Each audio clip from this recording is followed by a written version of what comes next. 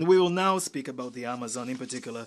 First of all, may I say that my administration has solemnly committed itself to environmental preservation and to sustainable development to the benefit of Brazil and of the world at large.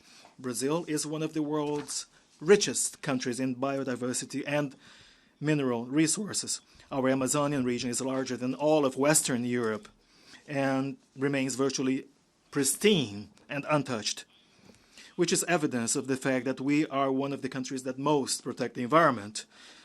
During this season of the year, the dry weather and winds are conducive and favorable and favor spontaneous forest fires and also criminal burnings.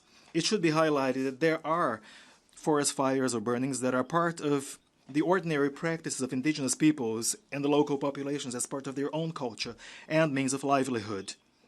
We all know that all countries have problems, yet the sensationalist attacks that we have suffered coming from a large part of the international media due to the fire outbreaks in the Amazonian region have aroused our patriotic sentiment. It is a fallacy to say that the Amazon is the heritage of humankind and a misconception as confirmed by scientists to say that our Amazonian forests are the lungs of the world. Using and resorting to these fallacies, certain countries, instead of helping, embarked on the media lies and behaved in a disrespectful manner and with a colonialist spirit.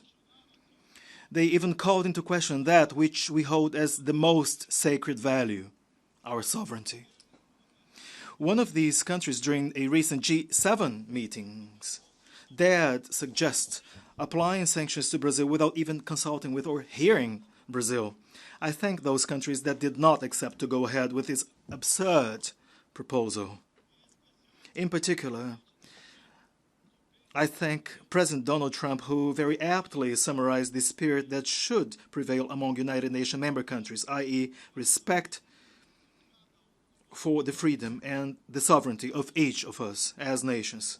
Currently, 14% of the Brazilian territory are demarcated officially as indigenous lands, but one must understand that our natives are human beings, just as any one of us here. They want and they deserve to enjoy the same rights as all of us. I want to make it plain and clear, Brazil will not increase to 20% her area already demarcated officially as indigenous lands, as some heads of state would like to see.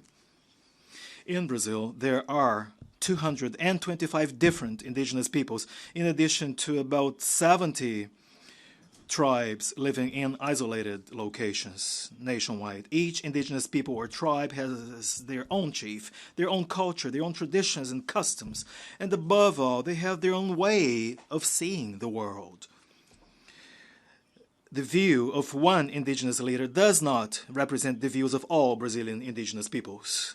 Oftentimes, some of these leaders, such as tribal chief Raoni, have been used as maneuvering tools manipulated by government or foreign governments in their information war to advance their interests in the Amazon.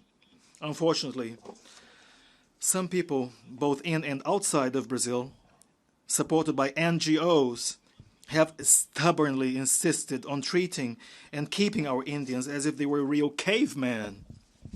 Brazil now has a president that is concerned with those who were there in our territory before the Portuguese arrived back in the 1500s. The indigenous people do not want to be poor, large landholders sitting on rich lands. They do not. Especially sitting on the world's richest lands. That is precisely the case of the Yanomami Reserve and the Raposa Serra do Sol Reserve.